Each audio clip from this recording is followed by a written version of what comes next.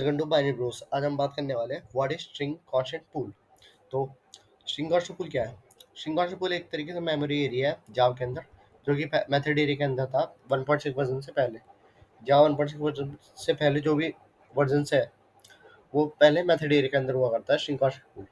अब जो भी अब 1.6 वर्जन के बाद भी जो वर्जन आया है जावा के, अब उसे हीप एरिया में ट्रांसफर कर दिया है स्ट्रिंग कांस्टेंट पूल को।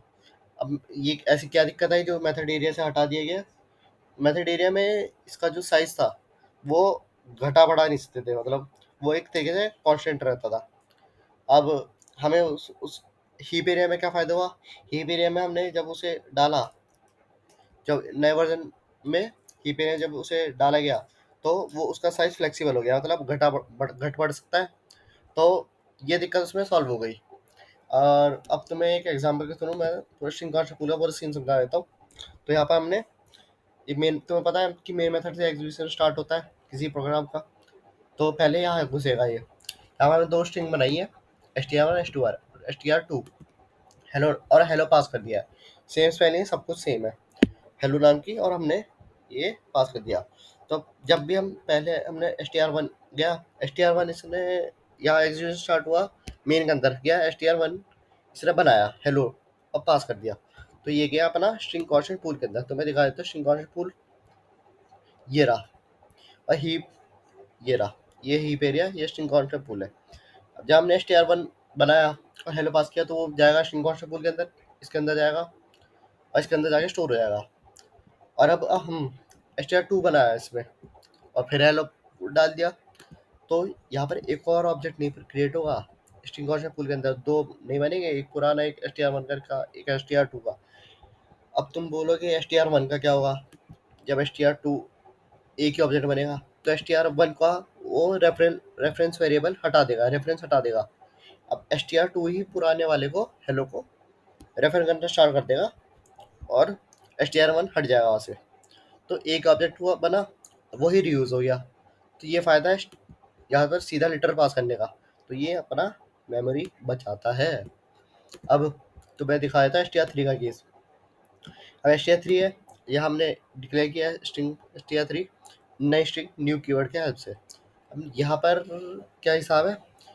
जब हमने न्यू कीवर्ड यूज़ किया तो ये जो हेलो है ये बनेगा हीप एरिया के अंदर। हीप एरिया के अंदर बनेगा स्ट्रिंग कांस्टेंट पूल के अंदर, जैसे पीछे वाले में स्ट्रिंग कांस्टेंट पूल के अंदर बनता है सीधा, यहाँ ये जाएगा हीप एरिया के अंदर। अब हीप एरिया के अंदर है। अब तो मैं दिखा देता हूँ str1 str2 को हम पहले कंपेयर करके देखते हैं कि ये सेम है या नहीं है, बस सेम लोकेशन में है या नहीं है। तो इसे मैं तुम्हें एक बार इसे कमेंट करता हूँ, रन किया, यहाँ तुम देख ही सकते हो वैसे ऑलरेडी। यहाँ पे str1 ट्रू आ गया। ट्रू क्यों आया तो बता दिया, क्योंकि एक ही ऑब्जेक्ट है, उसे ही उसने दोबारा str2 ने पॉइंट करना स्टार्ट कर दिया। तो एक ही वेरिएबल, एक ही ऑब्जेक्ट बना, उसी को दोनों पॉइंट कर रहे थे। पहले वो पॉइंट कर रहा था, जब str2 आया तो उसे हटा दिया, str2 पॉइंट करने लग गया है लोग। तो एक ही ऑब्जेक्ट बना और मतलब सेम ही बना, फिर वो सेम ही थे। अब मैं तुम्हें इसे हटा के दिखाता हूँ str1 str3। ये हो जाएगा फॉल्स। अब देखो, तो बता दिया मैंने str1 यहाँ मन इसके हेल्प से बनाया। अब सीधा लिटरल की हेल्प से बनाया, तो सीधा हेलो प्रिंट, हेलो पास किया। तो ये गया स्ट्रिंग कांस्टेंट पूल के अंदर, स्ट्रिंग लिटर पूल के अंदर गया। यहाँ पर हमने जब न्यू कीवर्ड यूज किया तो ये गया हीप के अंदर, दोनों की लोकेशन बदल गई। तो यहाँ पर इसने फॉल्स दिखा दिया। और एक तुम्हें यानी नॉलेज के लिए बता दूं, जब हम ये इसके हेल्प से स्ट्रिंग कांस्टेंट पूल के सीधा उधर लिटरल पास करके करते हैं तो एक ही ऑब्जेक्ट बनता है। और जब हम न्यू कीवर्ड की हेल्प से करते हैं तो दो ऑब्जेक्ट बनते हैं, एक तो हीप एरिया अंदर जाता है और एक जाता है स्ट्रिंग कांस्टेंट पूल के अंदर। अब तुम्हें एक और चीज़ बता देता हूँ जो कि बहुत इंपॉर्टेंट है, गार्बेज कलेक्शन की। गार्बेज कलेक्शन क्या होता है ये तो तुम्हें बता देता हूँ कि तुम्हें नहीं पता होगा। तो जैसे str1 है, अब मैंने इसे हटा दिया और इस ये वेरिएबल, इस वेरिएबल को कोई पॉइंट नहीं करेगा, कर रहा अगर, तो इसे और ऑटोमेटिक गार्बेज कलेक्टर डिलीट कर देगा। क्योंकि इसे अगर ये रेफरेंस वेरिएबल पॉइंट नहीं करेगा तो। अभी तो पॉइंट कर रहा है, तो गार्बेज कलेक्टर कुछ कर नहीं सकता, तो इसे हटाएगा नहीं। अगर जब मैंने इसे पॉइंट हटा दिया, ये नहीं करेगा पॉइंट, तो गार्बेज कलेक्टर और खुद ब खुद डिलीट कर देगा इसे। तो यहाँ पर सी प्लस प्लस वाला हिसाब नहीं है कि हमें खुद डिलीट करना पड़ता है, यहाँ पर गार्बेज कलेक्टर खुद काम कर देगा ये।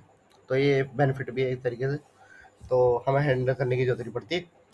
और तो अब एक चीज़ यहाँ पर एक और सीन है कि HTML है, यहाँ पर हमने हेलो बनाया, जैसे HTML3 मान लो, चलो HTML3 है, हेलो बनाया, इसका एक ऑब्जेक्ट जाएगा स्ट्रिंग कॉन्सेप्ट पूल के अंदर। तो कंपेयर, जबकि ये हीप से हो रहा है, हीप वाले ऑब्जेक्ट्स इसके, जो HTML1 हमने HTML3 से कंपेयर किया, इसका स्ट्रिंग कॉन्सेप्ट पूल की लोकेशन देगी, इसने हीप की देगी, दोनों का अलग अलग आया और फॉल्स आ गया। अभी इसमें जब मैंने बताया तुम्हें, दो ऑब्जेक्ट क्रिएट होते हैं, एक हीप में और एक स्ट्रिंग कॉन्सेप्ट पूल में, दो बनेंगे, एक हीप में जाएगा, एक स्ट्रिंग कॉन्सेप्ट पूल में जाएगा। तो HTR3 जो है, ये जो है वेरिएबल, ये तो पॉइंट करेगा हीप वाले को, तभी इसने यहाँ पे फॉल्स दिखा देगा। कंपेयर किया तो इसने हीप वाले को कंपेयर किया, और वो स्ट्रिंग कॉन्सेप्ट पूल वाले से कंपेयर हुआ, तो दोनों की लोकेशन अलग आ गई, तो फॉल्स हो गया। अब यहाँ पे दो ऑब्जेक्ट बने, एक तो जो हम स्ट्रिंग कॉन्सेप्ट पूल के अंदर गया, तो उसे कौन पॉइंट करेगा, उसे HTR3 पॉइंट थोड़ी करेगा, उसे पॉइंट करेगा JVM इंटरनल पॉइंट करेगा, उसे खुद रेफरेंस वेरिएबल बनाएगा और वही पॉइंट करना स्टार्ट कर देगा। तो चलो एक बार तुम्हें एक चीज दिखा देता हूँ, ये HTR1 HTR3 अब करके दिखाता हूँ तुम्हें क्या आएगा। रन हुआ, ट्रू आ गया। सो इसमें और इसमें डिफरेंस क्या है, अब देखो, ये जो इक्वल्स है, ये पहले अंदर ये डेटा चेक करता है एक तरीके से, वैल्यूज की वैल्यू क्या है, ये पूरे इसने स्पेलिंग चेक करी है, हेलो हेलो, ना किसी ने लोकेशन चेक करी है। ये बड़ा इक्वल ऑपरेटर, ये अपनी लोकेशन चेक करता है कि ये कहाँ प्रेजेंट है, तभी यहाँ पर इसने यहाँ पे फॉल्स दिखा दिया कि एक हीप में गया है और एक शिंगोर पूल के अंदर है। तो ये यहाँ पर ये सीन हुआ, और यहाँ पे इसने वैल्यू चेक कर ली, तो तुम्हें यहाँ पे इक्वल्स और इक्वल इक्वल ऑपरेटर का तुम्हें बता दिया गया। ठीक है, तो यही है स्ट्रिंग कॉन्सेप्ट पूल का। आई होप तुम्हें समझ में आ गया होगा, और ये पॉइंट है, ये थोड़ा ध्यान रखना।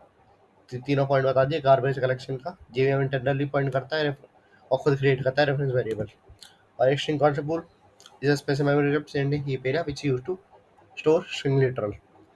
और स्ट्रिंग कॉन्सेप्ट पूल का आप स्ट्रिंग लिटरल भी है, ये मैंने बताया तुम्हें, और इंटरचेंजेबली इसे यूज कर सकते हो। So that's it, I hope you like it, thank you.